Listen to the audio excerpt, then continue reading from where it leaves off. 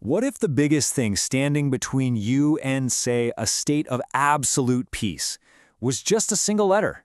Well, according to the source we're exploring today, that letter is I. So, let's just start with a really challenging question, one that comes straight from our source material. We spend so much time blaming things out there for our stress and unhappiness, right? But what if all that is just a symptom? What if the real barrier is you?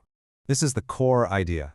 The source argues that our concept of I, our ego, isn't helping us move forward. No, it's actually like a massive cliff face, a huge stumbling block on the path to a life of true harmony and peace. Okay, so how does this obstacle actually work? To get it, we need to understand how the self creates all these problems in a world that this text says is actually designed for peace. So the text starts by painting this picture of a pretty ideal world. Imagine for a second, everything just operating according to natural principles, all in perfect balance. It's a place where we could live without anxiety, totally in harmony with our surroundings and with each other. Sounds pretty good, right? So, what went wrong? Well, the source does not pull any punches with its answer. It argues that all trouble, all pain, is manufactured by just one thing: people who have a strong sense of self. Let's take a closer look at this key term. This character is pronounced wa, and it means I, or the self. But the source treats it as something way bigger, the ego.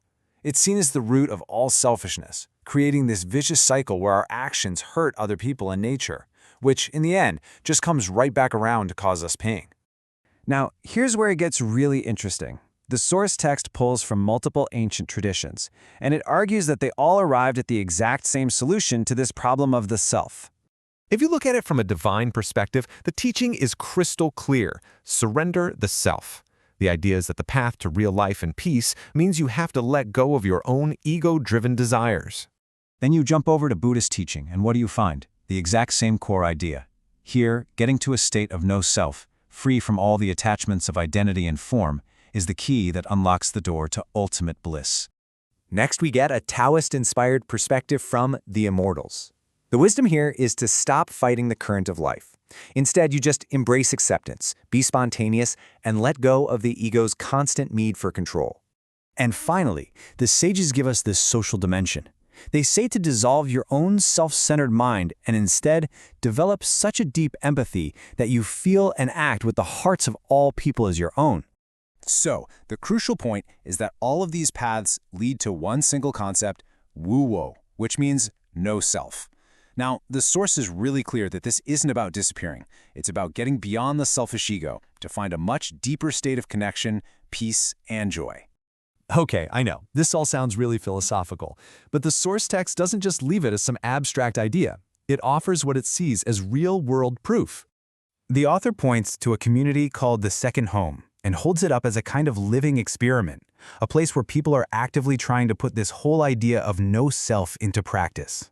And the text draws a super sharp contrast. On one side, it describes traditional family life as being full of self, which leads to more selfishness and less happiness. On the other side, you have the second home life, which is characterized by no self, and that fosters selflessness and ultimately a lot more happiness and freedom. The conclusion the source draws from all this is really direct. It says there's a clear correlation. The more a person is able to let go of their ego within this community, the more joyful and free they become.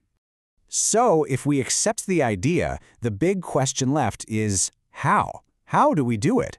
Well, the source gives us a clear, if pretty challenging, set of steps for walking this path of no self. All right, let's walk through them. First, live according to natural principles. Then follow the wisdom of those who already taught this stuff. Step 3 is to abandon the individual self and integrate with the people and world around you. This leads right into Step 4, have no pursuits, just accept things as they are. Step 5, possess nothing and no one. And finally, and this is a big one, do not interfere with, control, or try to change other people. And we end on this beautiful paradox. The text argues that the ultimate secret is this. By letting go of your small, selfish I, you don't lose yourself. You actually achieve your true, fulfilled self. Selflessness is the path to fulfillment.